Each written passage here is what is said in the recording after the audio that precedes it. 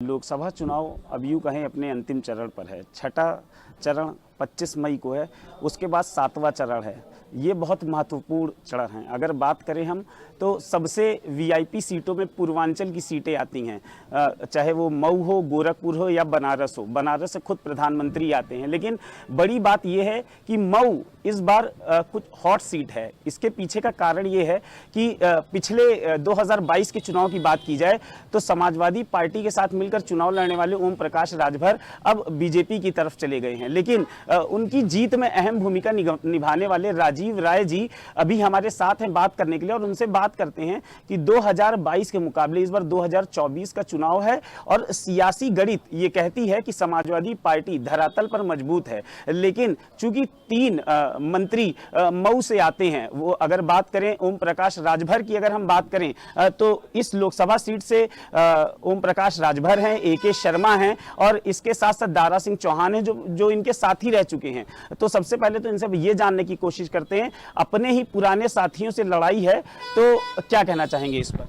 देखिए राजीव जी, चूंकि आप समाजवादी पार्टी के राष्ट्रीय प्रवक्ता भी हैं, सियासी गणित अच्छे से समझते हैं, समीकरणों का खेल भी जानते हैं, क्या कहेंगे अपने ही साथियों से जब लड़ाई होती है? नहीं, वो साथी तो किसी के हो ही नहीं सकते। कुछ समय के लिए पार्टनर हो सकते हैं, साथी और सहयोगी अगर कोई उनसे अपेक्षा करे कि वो दोस्त हैं तो किसी के नहीं है। उनका इतिहास बताता है, ट्रैक रिकॉर्ड बताता है। और 22 और 24 के बीच में 23 भी आया था और इसी घोषी में चुनाव भी हुआ था। तो 22 में जब वो हमारे साथ थे और जिन अगले मंत्री जी का नाम ले रहे थे, माननीय दारा सिंह चौहान जी के साथ थे, तो वो जीत हुई थी हमारी 21,000 की। और जब ये दोनों जो अपने को बहुत बड़ा समीकरण का सुरमा बताते हैं, जब दोनों भाजपा के साथ चले गए तो 23 में हमारी जीत हो गई 43,000 की। अब सोचिए कि ये जीत कितनी बड़ी होगी उसी प्रोपोर्शनेट में। सरकारी अगर वेबसाइट की बात करें तो मऊ का तुर्की में अर्थ होता है पड़ाव या छावनी, और ये जो मऊ क्षेत्र है ये एक तरीके से पूर्वांचल का पड़ाव भी है और यहाँ पे एक बड़ी जिम्मेदारी आपको अखिलेश यादव जी की तरफ से दी गई है। तो क्या लगता है धरातल पर, चूंकि चुनाव नजदीक है, 1 जून को चुनाव है, कितना आगे देखते हैं खुद को? देखिए, मेरा मऊ से, मऊ का मेरे से भावनात्मक संबंध है। एक छोटी सी बात कहूँगा, अगर आपके साथ एक कैमरे वाले भाई साहब लगातार 10 साल तक आपको बुखार हो जाए तो पैरासीटामोल लेकर दौड़ पड़े, इंतजाम व्यवस्था करें, आप किसी भाई की तरह देखें, और अचानक तीसरे व्यक्ति आकर इनको गरियाने लगेगा तो आपको इनके पर गुस्सा आएगा, ऐसे तो नर्वस रहेंगे। मेरे साथ यही हुआ। 10 सालों से वर्तमान जितने तीनों प्रत्याशी हैं, आप अपने आर्काइव में, आप अपने लाइब्रेरी में अगर वीडियोज़ और फुटेज खोजेंगे तो कोरोना आया, लॉकडाउन आया, बाढ़ आया, कटान आया, यहाँ भयंकर ट्रेन स्कूल बस लड़ी थी, बच्चे मरे थे और पता नहीं कितने बच्चे अनाथ और गोद कि राजीव राय के अलावा इन दोनों का चेहरा कहीं नज़र नहीं आएगा। 10 सालों से मैं यहीं हूँ, 14 में चुनाव लड़ा था और लगातार यहीं रह गया हारने के बावजूद। सरकारी जो उम्मीदवार हैं 17 में बलिया से लड़े, हार गए। आप हारे या जीते, जिस क्षेत्र के कुछ जनता ने तो आपको वोट दिया होगा, हजारों वोट मिले थे ना। वहाँ कितने लोगों ने आपके लिए बूथ पर झगड़ा होगा, क्या होगा, कितने लोगों ने आपके लिए नारेबाजी करी होगी। लौट कर नहीं गए बांसटी, चले गए बनारस 22 में, वहाँ हार गए, लौट कर नहीं गए मोदी। तो इनका ये चरित्र बताता है कि किसी की है ही नहीं है। मैं तो हारा और मैंने घोसी वालों को उसी दिन कहा था, ये ऑन रिकॉर्ड है, वीडियोज़ हैं। तीसरे दिन हारने के बाद घोसी को आकर कहा था कि घोसी के मालिक को, जिसको भी आपको दिल्ली भेजना था आपने दिल्ली भेज दिया, मैं आपके दिल में जगह बनाऊंगा और मेरी आखिरी सांस भी घोसी की धरती से उठेगा, मेरी अर्थी भी यहीं से उठेगी। और मैं उस वादे को आज तक निभा रहा हूँ।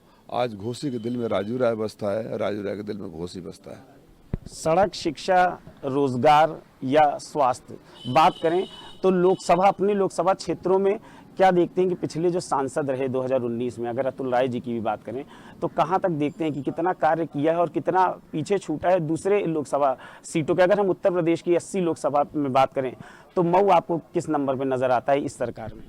देखिए, जो पिछले माननीय सांसद जी थे वो किन्हीं कारणों से आप सबको पता है जेल में रहे, तो स्वाभाविक रूप से होता है कि उसका आकलन करना मुश्किल होता है कि बाहर रहते तो कितना करते, जेल से क्या करते। लेकिन ये जो उम्मीदवार आए हैं भाजपा के, ये लगातार हमला कर, उनको समझ में नहीं आया। वो यहाँ की सड़कें खराब है, यहाँ चिकित्सा व्यवस्था खराब है, स्कूल खराब है, मैं ये करूँगा, मैं वो करूँगा, कर रहे। तो एक बात तो वो मान गए कि सरकार ने, भाई विपक्षी तो कहता है जो सरकारी उम्मीदवार होता है लगातार यहाँ के शिक्षा पर, यहाँ के स्कूलों पर, यहाँ के सड़कों पर, यहाँ की व्यवस्था पर, यहाँ की बेरोजगारी पर बातें करता है। पता ही नहीं तो इसको मान गए कि वो यहाँ ये सब मुद्दे हैं। इस सरकार ने पिछले 7 सालों में कुछ नहीं किया है, केंद्र सरकार ने 10 सालों में कुछ नहीं किया है। जब कुछ नहीं किया है तो चुनाव में आकर अपनी सरकार को घेरने से लोग वाह वाह करेंगे और लोग भूल जाएंगे कि आपने कुछ नहीं किया है। यहाँ की सड़कें देखिए, जितनी बड़ी सड़कें हैं, मैं दावे के साथ कहता हूँ अगर उसका फाइल खुलवाएंगे तो जो सड़कों बनाने का ऑर्डर पास हुआ होगा उसमें राजीव राय का लेटर हेड जुड़ा होगा। आप अगर आजमगढ़ से कवर करके आए होंगे मऊ, तो जो 4 लेन बनी है वो राजीव राय ने बनवाया है। राजीव राय मतलब समाजवादी पार्टी, कोई पाकड़ से तो बनवाया नहीं। चिड़ियाकोट से लेकर वहाँ तक की सारी सड़कें हमने बनवाई। उन सड़कों को आज तक ये रिपेयर नहीं करा पाए। और जो उपचुनाव हुआ था, मैं बार बार एक गांव का नाम देकर पर्टिकुलरली बोलता हूं कि लोगों को शर्म आए। कसारा गांव बगल में है, ये शहर के पास में है। वहां के सड़कों की हालत ये है कि अगर मरीज सीरियस है तो अस्पताल तक आप पहुंचते पहुंचते क्या हो जाएगा। ये सारे उप मुख्यमंत्री और मंत्री वहां गए थे और एकदम ऑर्डर ही पास कर रहे थे कि चुनाव आयोग का ख़त्म होते ही हम कर देंगे, और दूसरा चुनाव आ गया। तो ये लोग हैं, आप कह रहे थे यहाँ 3 मंत्री हैं। मैं तो जानता हूँ कि जितने ज़्यादा मंत्री लोग आएंगे, अभी मुझे पता चला, देखिए डर खौफ कितना बड़ा है राजीव राय का कि 26 तारीख को माननीय प्रधानमंत्री जी आ रहे हैं, 27 को माननीय मुख्यमंत्री जी आ रहे हैं, 28 को माननीय गृह मंत्री जी आ रहे हैं, 29 को माननीय रक्षा मंत्री जी आ रहे हैं और दर्जनों मंत्री यहाँ पड़े हुए हैं। तो ये मेरा खौफ है ना, ये हार का खौफ है ना।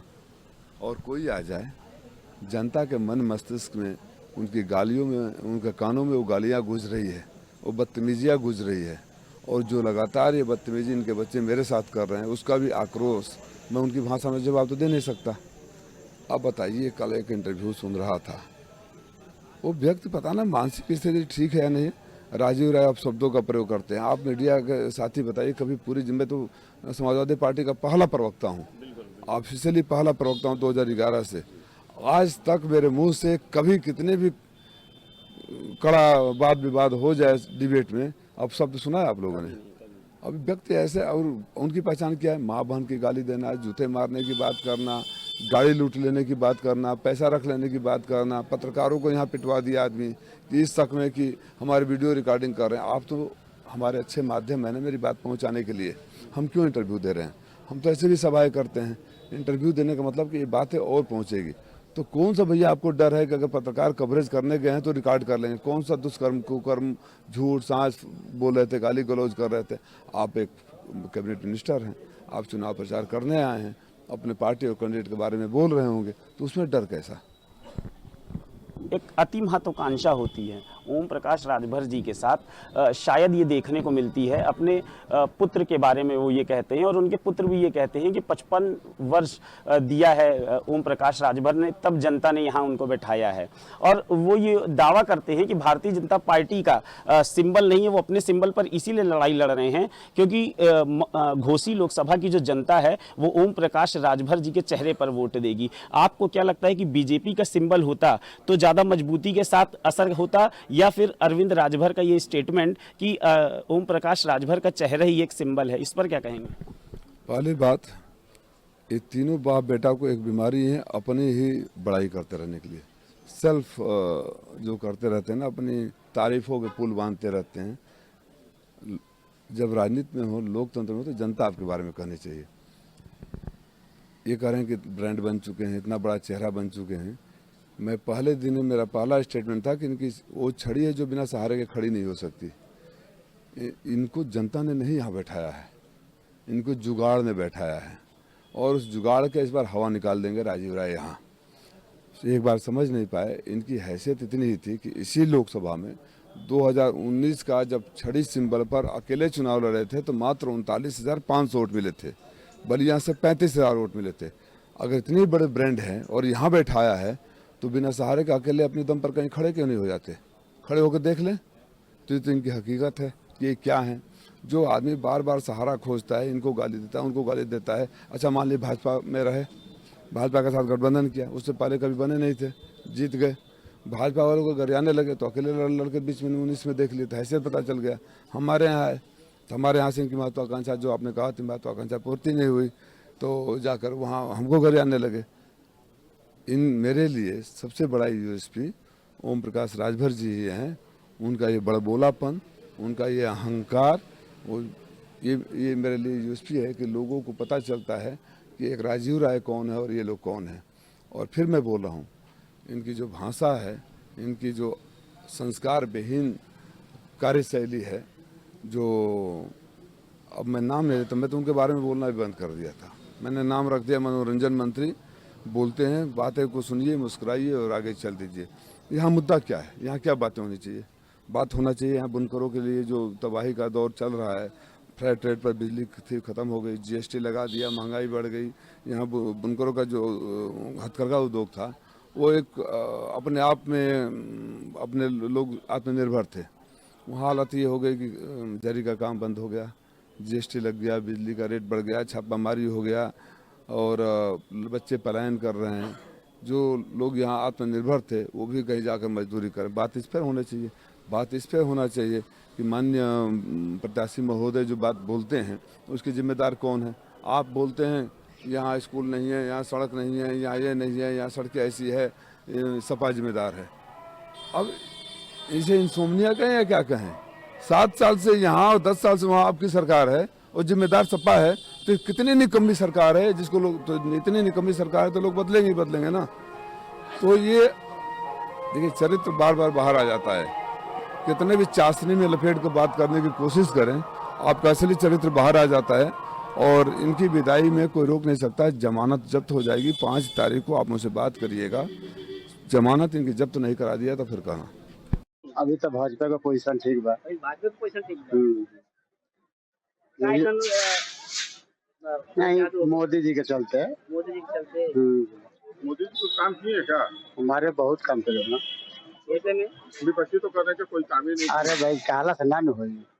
हम गाड़ी चालक हैं, मान लीजिए रोड पर चारों तरफ से रोड भी बना है, भाई हम लोग को चलना है रोडे पर, तो रोड जब अच्छा है तो हम लोग भैया सब करेंगे। देखिए, चुनाव जो है, एनडीए के प्रत्याशी डॉक्टर अरविंद राजभर जी चुनाव जीत रहे हैं। क्योंकि आप 19 का चुनाव देखे होंगे, 19 के चुनाव में बसपा, सपा और खुद भारतीय समाज पार्टी उन्हीं के साथ थी। और उन्हीं के साथ रहने के बाद मात्र 1.5 लाख के वोट से अंतराल था। लेकिन आज बसपा भी अलग है, सपा भी अलग चुनाव लड़ रही है। और जो भारतीय समाज पार्टी के डॉक्टर अरविंद, वो हमारे साथ हैं। तो आप ये बताइए, विपक्षी कहाँ है? दूर तक विपक्षी नहीं है, न सपा है न बसपा दूर दूर तक है। अगर वास्तव में देखा जाए तो डॉक्टर अरविंद जो छड़ी का निशान है, वो चुनाव जीत रहे हैं। तो जनता के बीच में जनता खुद उनको इतना लाइक कर रही है कि फिर क्या राजभर घोसी का विकास करेंगे? जरूर विकास करेंगे। 10 साल से घोसी के बीच में है। अरविंद राजभर तो कह रहे कि हम जीतेंगे, अरविंद राजभर बना देंगे। अरविंद राजभर जहाँ से लड़े थे, हार गए, वहाँ को छोड़ के अभी यहाँ आ गए। तो यहाँ हार जाएंगे तो फिर छोड़ के कहीं और चले जाएंगे। अरविंद राजभर और ओम प्रकाश राजभर का कोई भरोसा नहीं है। हम लोग का वही साइकिल का माहौल है। साइकिल कौन है? हाँ। राजभर ने ऐसा क्या कार्य कर दिया? भाई, क्या इसी में क्या मिल रहा है? आवास मिला है? नहीं मिला है। राशन मिलता है? राशन भी नहीं मिला है। राशन भी नहीं मिलता है? नहीं मिलता है, कभी नहीं मिला है? कभी नहीं मिला है। तो क्या 5 साल में एक दिन भी राशन नहीं मिला है। ना तो राशन कार्ड कम से कम 10 मतलब फार्म भर के दिए, नहीं मिला है। चुनाव का जो मौसम चला था सब ठीक ठाक चलत बा। एनडीए राजभर से, एनडीए गठबंधन से अरविंद राजभर हम एनडीए प्रत्याशी जी राजू राय बसपा से बाकी चौहान जी वोट दिया ही। अब वही न दिया जाई। मन तो बनल होई ना। हाँ, मन बनल है, अब दिया जाई। हाँ, आवास मिलेगा? कुछ ना मिलल, राशन मिलेगा? राशन भी ना मिलेला। घोसी लोकसभा में राजू राय का अच्छा प्रमोशन चल रहा है। क्या राजू राय ने कुछ काम किया? हाँ, कोरोना काल में बहुत काम किए हैं। जैसे में कोई कार्य किया बता दीजिए। जैसे कार्य में जो बाहर के लड़के फंसे हुए थे उनको बुलवाए हैं, उनके घर तक पहुंचाए हैं।